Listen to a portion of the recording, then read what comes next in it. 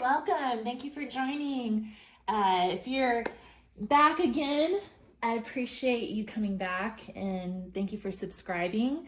For those of you who are new to my channel, thanks for showing up to tune into my Archetypes and Elements series. If this is your first time, you might want to go back and look at my introduction video to explain, it sort of explains the spread and the intention of these videos in a little more depth. But basically we're going through each of the cards in the Carolyn Myss Archetype deck and exploring them through the lens of the 4 basic elements of earth, air, fire, and water, and then the 5th element of space, ether, or the divine, however you prefer to think of it. So today we're focused on the eternal child. You can see that. Okay.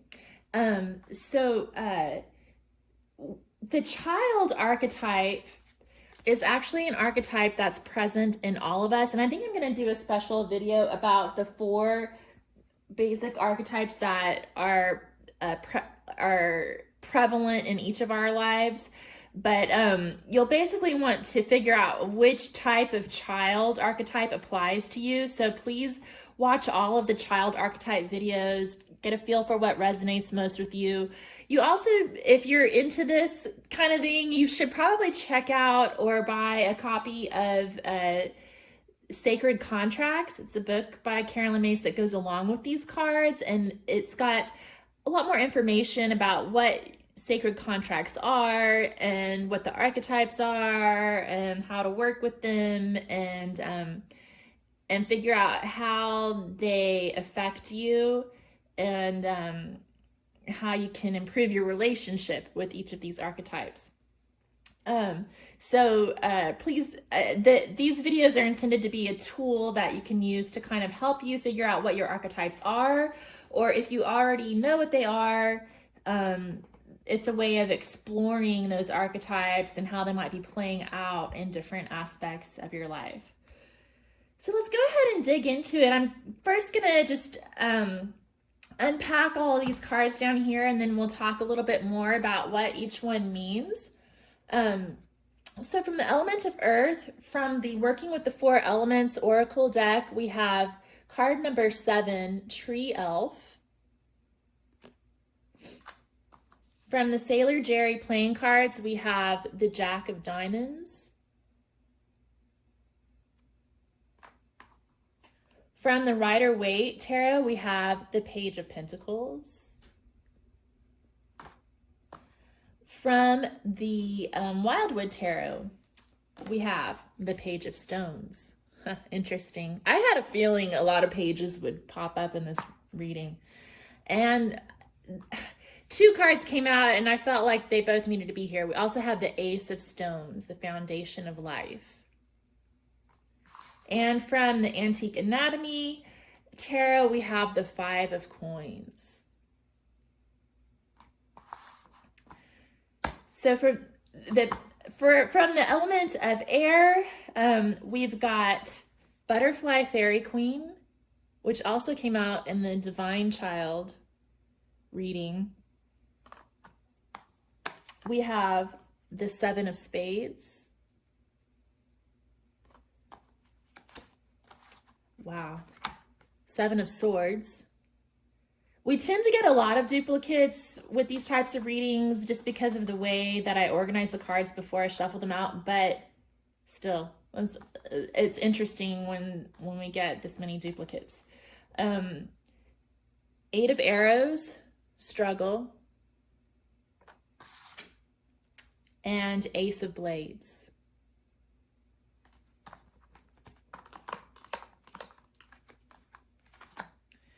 So from the element of fire,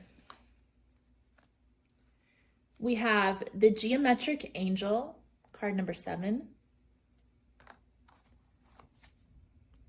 We have another 7, 7 of Clubs. the Six of Wands, Two of Bows,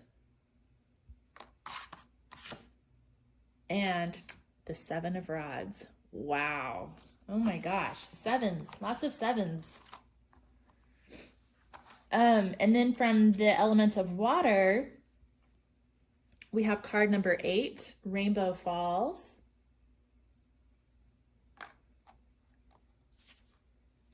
We have the Queen of Hearts, the Knight of Cups,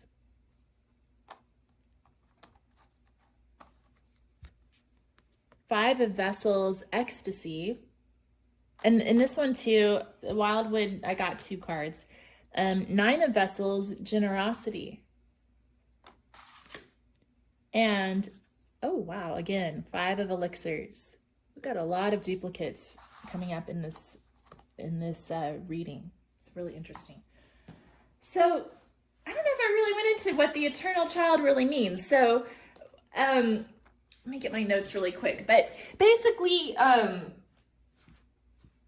couple of things that pop into my mind from this archetype.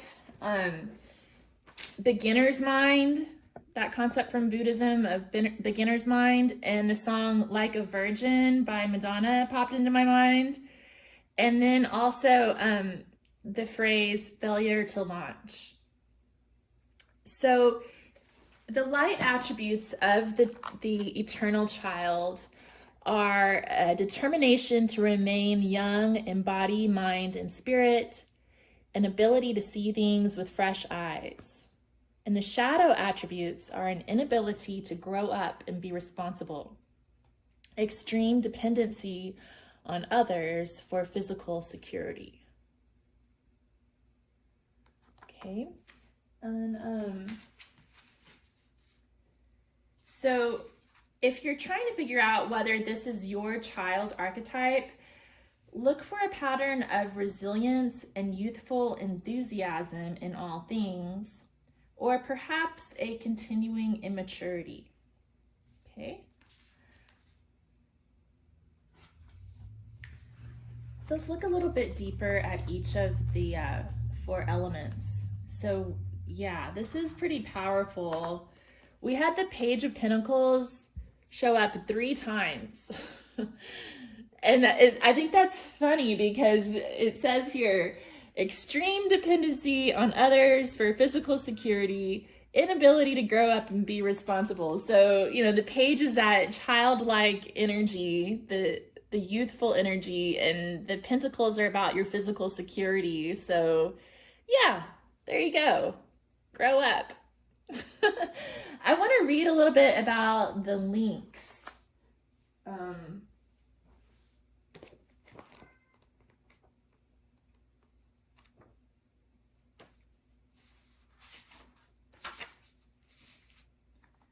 Okay. So, still found in mountain woodlands and parts of Europe, the lynx is one of the creatures at the very top of the food chain. With its speed and cunning, combined with its ability to climb trees, it is a formidable hunter, as well as a fierce protector of its young. A strain of wildness and a lack of forethought can sometimes hamper your forward passage, but careful consideration redresses the balance. So this can be an idle good for nothing, or sometimes fall into an inertia that's hard to shift. This can also mean learning the ropes as a beginner, keeping things down to earth or actual rather than virtual.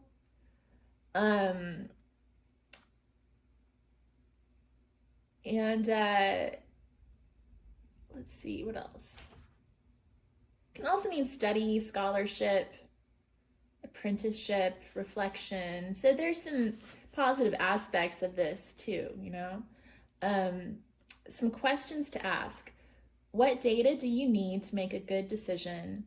What can you learn from this situation? And what needs your dedicated commitment? Okay.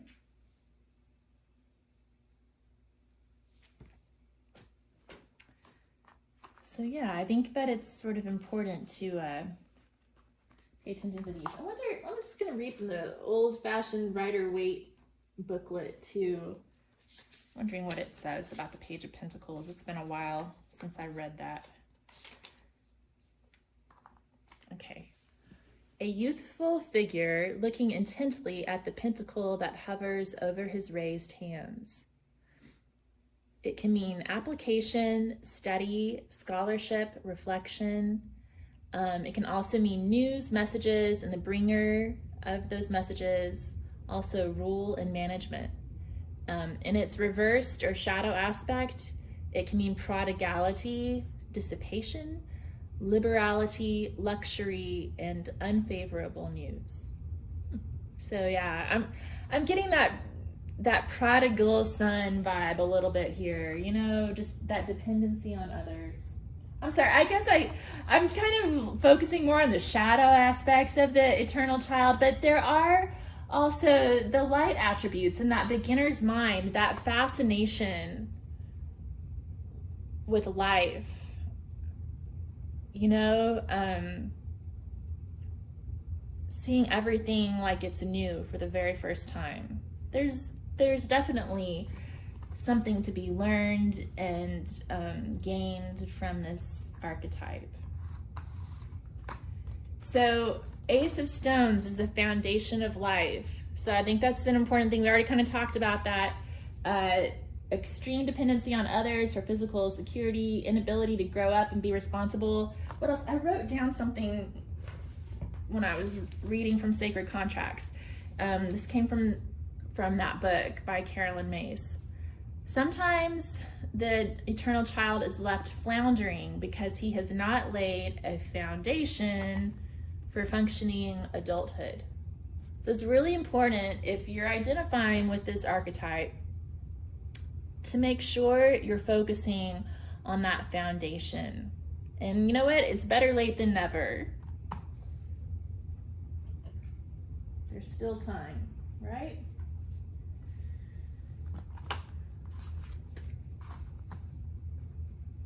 And then we have the Five of Coins, which is about loss, like losing that foundation, floundering. So I'm seeing these two cards together, kind of reiterating what I was just reading from the Sacred Contracts book. Okay, so let's read about the tree elf. You know, and that's interesting because this card reminds me of Peter Pan, and Peter Pan is one of the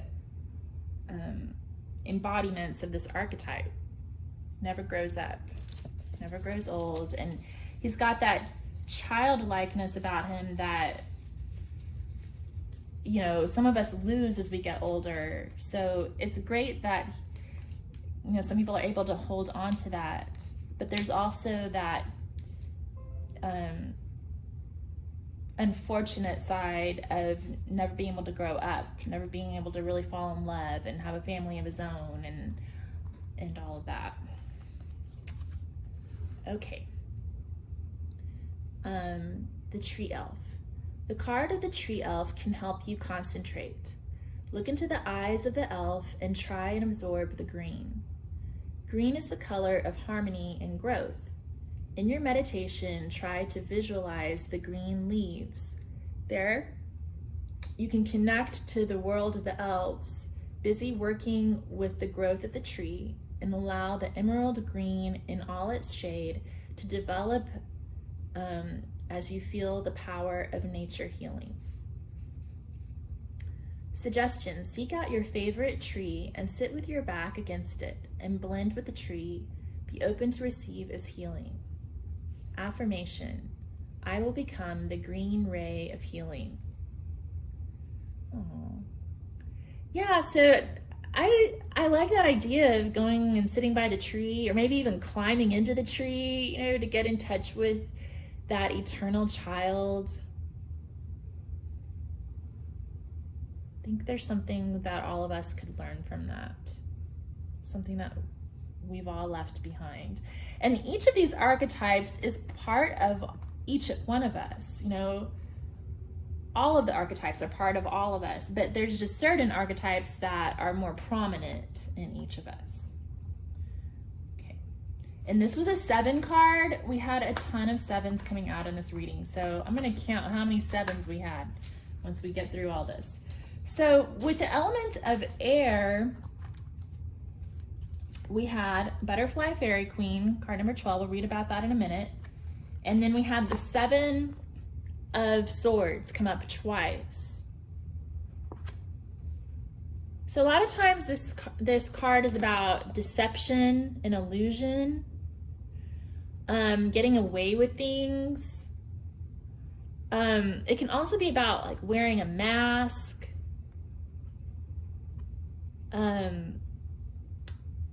and refusing to take responsibility and do things the right way, refusing to face up to your actions, just trying to get away with things unnoticed. Okay, so I have a feeling that in order to continue throughout life as this eternal child, it probably gets more and more difficult to be honest about it. You know, eventually you're gonna have to resort to some sort of manipulation and sneakiness to keep getting your way. Okay, so 2 more 7s there. So we also have the 8 of Arrows, which is about struggle, the need to release yourself from being a victim. And at some point, we each have to go through a struggle on our own. So this is probably a major issue in the sacred contract of an eternal child. I would imagine there's probably this need to go through this struggle on your own, to go through a trial and survive it, and to come out at the end learning that you can live life on your own terms, by yourself, independently. You don't have to depend on others. And then the Ace of Blades, which is about truth, communication, you know, just facing the truth.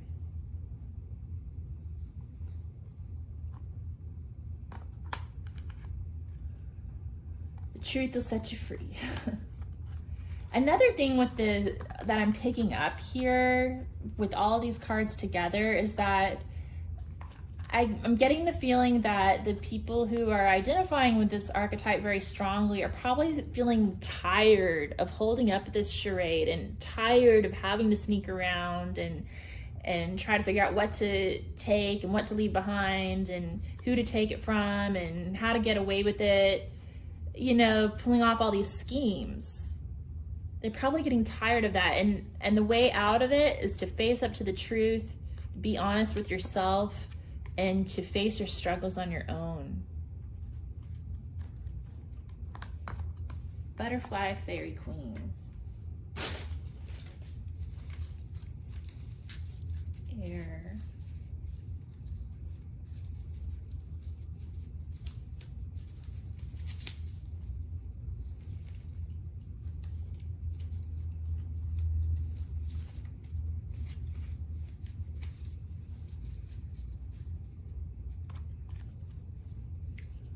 Okay. The Queen is flowing with all of God's colors, cascading like a rainbow, moving from flower to flower. She is an inspiration to all artists, helping the artist cross the bridge between the two worlds. It is in this world we connect with the angel of art and color. Suggestion: art is a wonderful way to unfold your spiritual gifts, so try and draw in color in your meditation. Affirmation: I will surround myself in rainbow colors. So something I'm getting here is a visualization of doing one of those adult coloring books. I love those. Maybe that's how I get in touch with my eternal child. I love to color. My son hates coloring, but I love it. So that might be an idea to get in touch with your inner child through art, through play, climbing trees, Okay, so let's look at the element of fire. Geometric Angel, card number 7. So that's the 4th 7 so far. And then we have the 7 of Rods and the 7 of Clubs. So 4, 5, 6, this 6 sevens so far. So with the 7 of Rods or 7 of Clubs, this is usually about standing your ground and picking your battles. And a lot of times that ground is a shaky ground. In the traditional Rider-Waite Tarot, the figure on the card is wearing 2 different shoes. And so that symbolizes instability. And 7s are sort of like, they're an odd number, so it's about instability sort of and change, although they're also a very spiritual number. It's about making complex decisions. It's about that time in life where decisions aren't easy anymore. It's called adulthood. Anyway, so with the 7 of Rods, it's about growing up and standing your ground and facing up to those battles that we all have to face as adults. Okay, and we also have the 2 of Bows, which is about decisions, but with the 2s, those decisions are much more simple. It's either this or that, this way or that way, this choice or that choice, this person or that one. That's a lot easier. So when you're younger, decisions are a lot easier. You just have to choose one way or the other. When you get older, it gets a lot harder to figure out which one to choose because there's so many different options, so many different things that you can do. And so I think that the eternal child in us is asking us to call on that younger self, that vibrancy, that inner fire, that intuition, knowing what you want, but to be able to apply it in a more complicated situation. And to do it without fear. The 6 of Wands is about being fearless, victorious. It can also be about pride and ego in its shadow aspect. So I think that's important too, to make sure that you're not being childishly egotistical or prideful in your decision making, but to be focused on fearlessness and courage and making these decisions from a place of courage. Fighting your battles with courage. So what does the geometric angel say?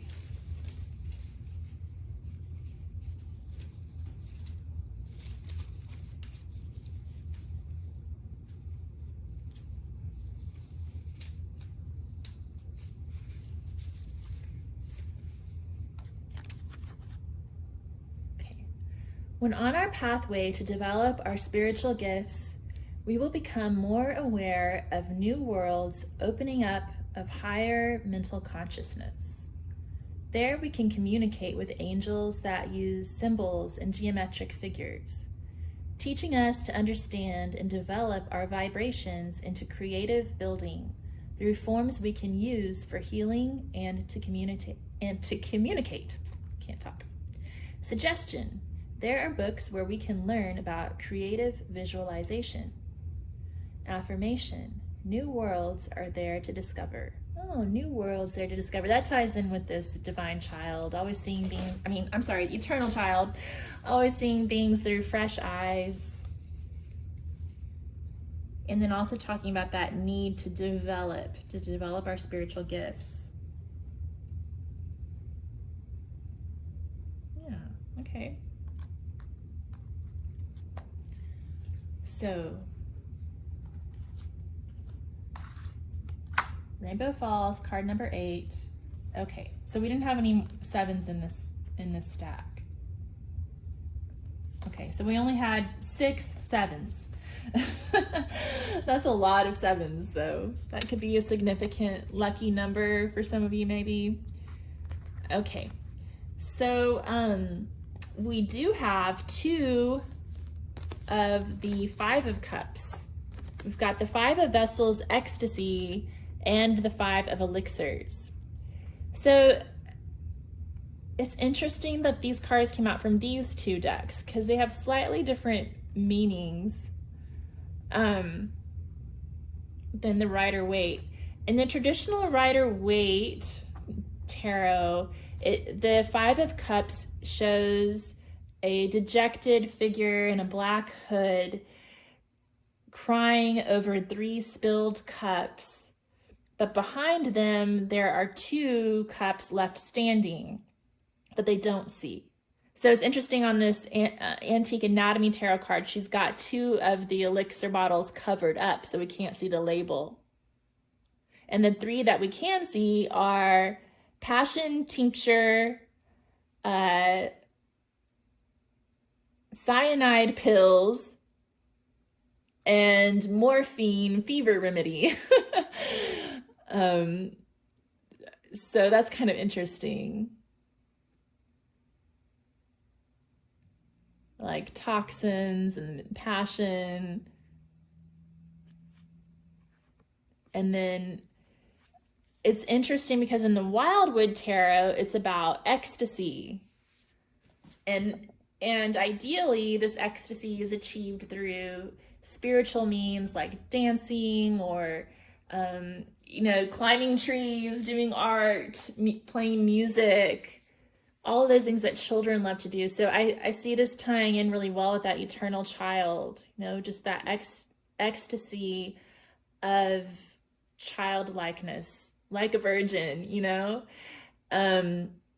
But the shadow side of this ecstasy card from the Wildwood Tarot is about using substances to achieve ecstasy, like morphine. So I think that's interesting too. Like that's why I think it's interesting that these two popped up, because I think it's sort of a caution against relying on toxic substances to produce artificial ecstasy and focusing more on that genuine, authentic ecstasy associated with childhood.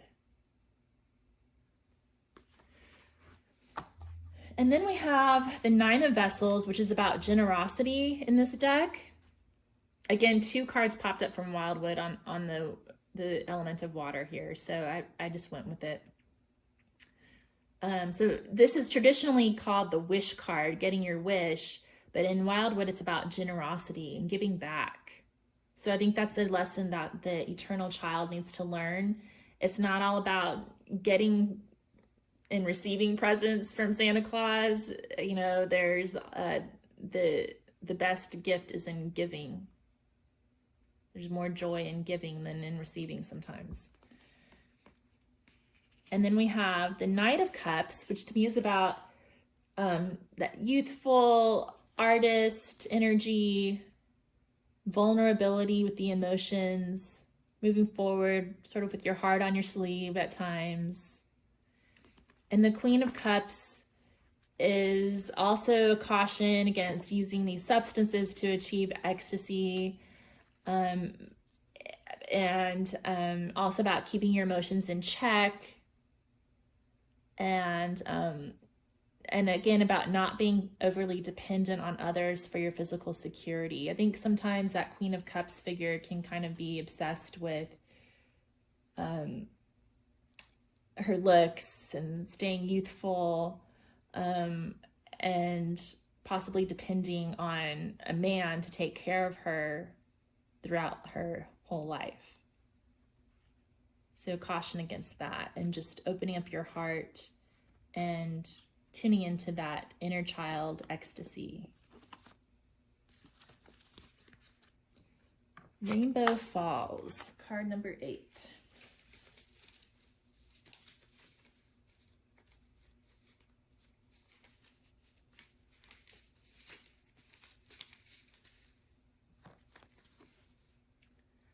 We can go into spiritual places in our meditations where all the elements are. In the card are the 4 elements by the Falls. The 4 elements are in us all, learning to understand that the elements help us to understand ourselves. The angel in the Falls is a teacher of the element world. Suggestion: each week, meditate on one of the elements. Affirmation: the door of understanding the elements is within us all. Wow, this is really strong on the elements. Well, if you're looking for a way to meditate on the elements, please keep watching my archetypes and elements videos. I have lots of ideas here. Yeah, so I also, what I'm getting here is balance, the need for balance, and not just relying on your emotions, but also creating this physical stability for yourself, creating that mental resilience, and following your passion in life, and that fearlessness, not being scared, you know, and then being emotionally mature as well, but still holding on to that inner child aspect where you're looking at the world through new, fresh eyes all the time. Okay.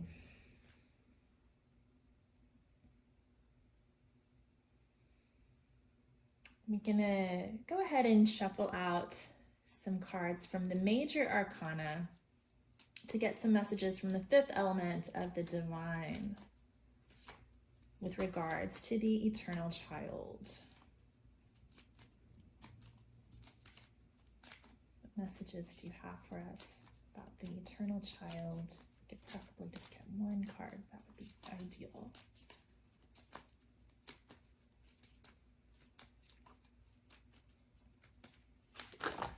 Yeah. Well, let's try this again. Please, can we just get one card? Just one.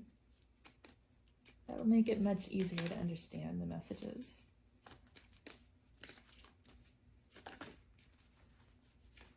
Oh my goodness. Well, let's see. There we go. All right, I'm taking the one that fell out. This is the moon. Okay. Let's get some from Wildwood.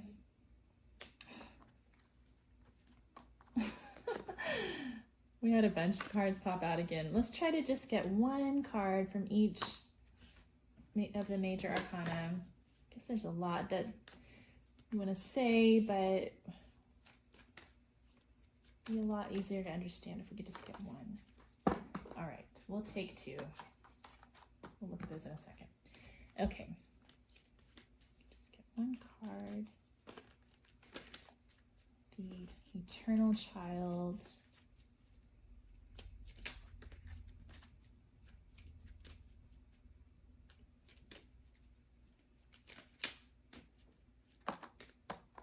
The world.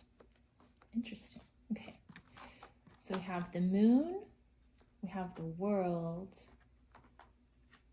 we have the hooded man, and we have the mirror.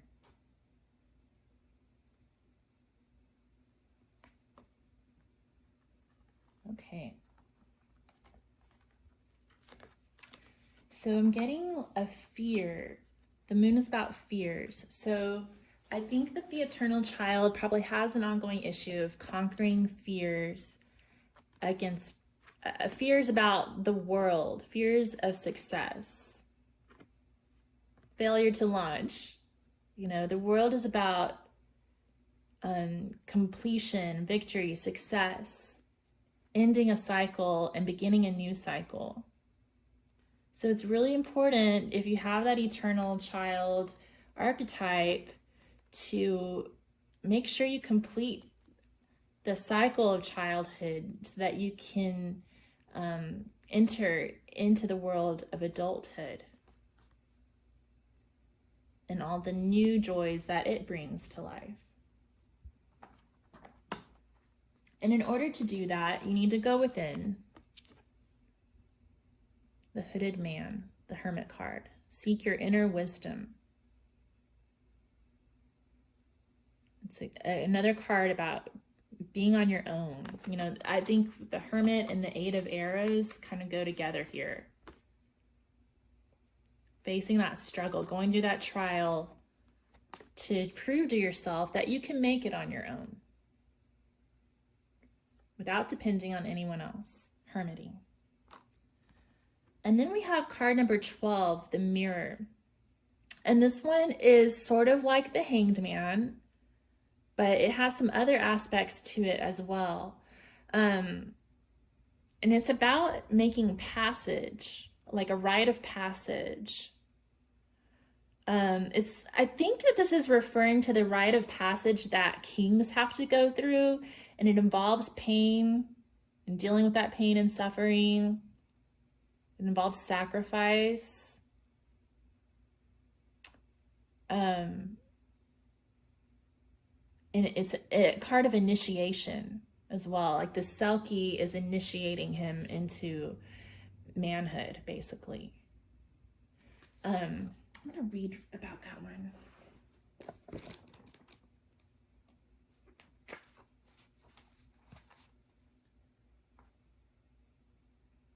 Oh, wow. The notes actually refer back to the Hooded Man. That's interesting because they both came out. So the reading points for the Mirror say, patience and prudence are the key words here, although trust plays a large part in the process of crossing to the island where insights into our own unconscious workings may be revealed. This process differs from the journey of the Hooded Man, who makes a conscious decision to withdraw and contemplate the universe. In the Mirror, a surrender of will is required. Insights may come from dreams and meditations, but now is not the time to force the pace or drive on with a plan or desire until you have heard what your soul has to say and your bruised and wounded spirit has been healed. Be patient. Let the journey commence and awaken afresh and full of energy, ready to deal with the world, the world and the challenges it raises. Oh yeah, that's really cool. Oh my goodness. Sorry, my camera just fell down, y'all. Oh boy. Okay, so I was gonna read just real quickly about the initiation described in the book about the Mirror card.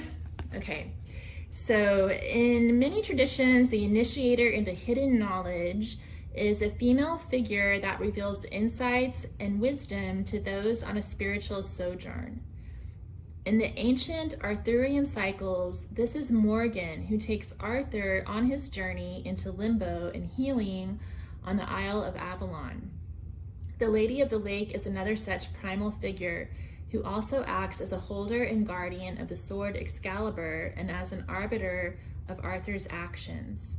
Both these archetypes represent the unconscious journey of the soul into deeper awareness and wisdom. No act of will can make the soul take this journey. It can only happen after much searching and questing. It is also a precondition of this experience that some kind of wounding has taken place. It is through the pain and endurance of the wounding that wisdom comes, at which point the individual can cross the lake to the island of healing and protection. It is a natural state of surrender that allows the inner self to travel across the emotional sea into the other world.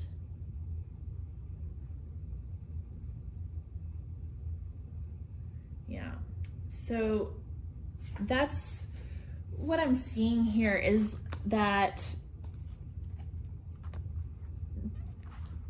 the journey from childhood to adulthood is a rite of passage, right? We all have a fear of facing the world. But in order to become an adult, we have to face those fears to reach that success of adulthood. In order to get there, we have to go through some sort of an initiation. and we can make that decision to consciously go within and search for that wisdom, to go through those struggles, to face the pain, to learn how to do it on our own. Or if we don't, we're going to be forced to. We're going to be wounded. And that wounding will trigger the process of initiation. So either way, you can either choose to initiate yourself or go through the wounding. And the thing is, even if you consciously choose to go through that journey on your own, you're still going to come across unexpected things. There's still going to be trials that will cause you pain, and you'll have to learn how to forgive and how to be fearless. You know, either way, we're all going to learn our lessons one way or another. So let's see what we have from the Gods and Titans Oracle. Cernunnos. I hope I said that right. He's a shapeshifter. So I think this is about taking on whichever shapes and characteristics life demands of you in order to meet the demands of the situation. Cernunnos. Oh yeah. Transition and change are flowing through you. Relax and know you have the power to be what you want to be. This is about just having that confidence in yourself that you can make it through this transition. It's also about faking it till you make it. I think that's interesting that this comes up in this card. Like attracts like. If you want to catch a stag, be a stag in the ritual dance. Feel the stag, think like the stag, be one with the stag, and then you can better connect with their energy. So that's what I get from this, is faking it till you make it.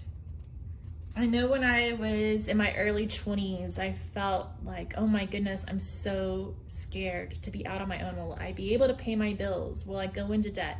Will I meet the wrong person and get into an abusive relationship?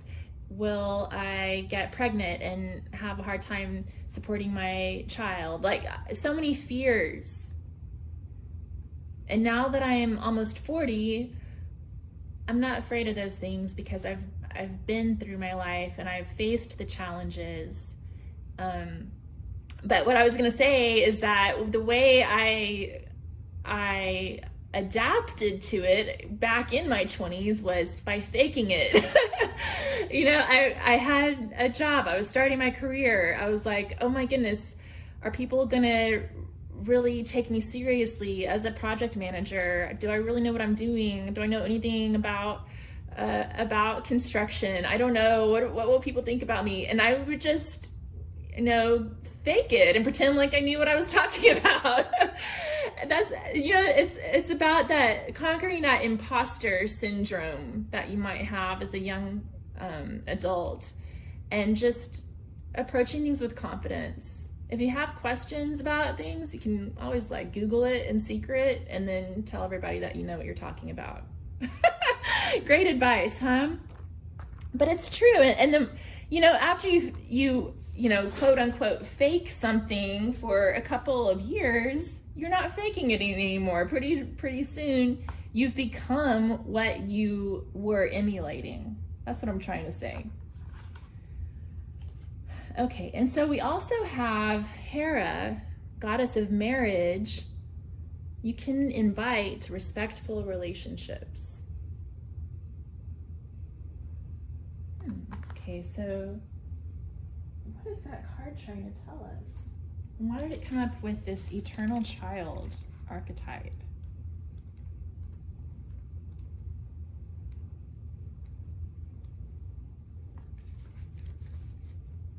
So Hera is associated with relationships, dignity, and sovereignty.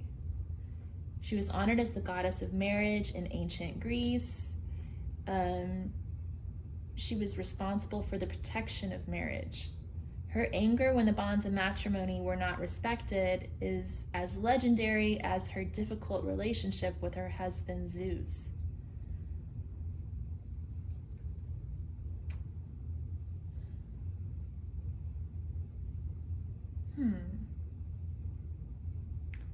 Hera's wedding to Zeus was celebrated in Boeotia with a ritual utilizing symbols of the god and goddess. A piece of wood was carried to a shed in a cart drawn by oxen and set on fire. Oxen and trees were sacred to Hera, and Zeus ruled over fire and lightning. In many ways, this ancient ritual is tainted with traditional expectations of marriage. The male energy, symbolized by fire, devours the passive feminine. So I think this might have come up because the feminine aspect of this archetype refers to a woman who depends on a man for all of her physical security. So I think that's why this card popped up, is that in modern times, those traditional expectations of marriage have gone away for the most part, and women are able to provide for themselves. And so it's about, becoming independent and able to stand on your own 2 feet before you enter into a relationship with someone else. And the same goes for men. There's a lot of men out there who depend on women to take care of them. Let the woman take care of you type of mentality. And that's not right either. It's not respectful. So in order to have a respectful relationship, 2 adults need to come together who have faced their struggles, gone within, been initiated, conquered their fears of entering the world. They've faked it till they've made it, and that's how a respectful, healthy relationship begins. Okay, well, that's all I have for the Eternal Child archetype. Thanks for tuning in. If you like these videos, please be sure to give it a thumbs up, leave a comment, subscribe to my channel, and I'll be going through all of the archetype cards. So there will be a lot of these posted on my YouTube channel, and please also check out Carolyn Myss and her website, her book Sacred Contracts. Lots of good information there too. Thanks so much. Bye.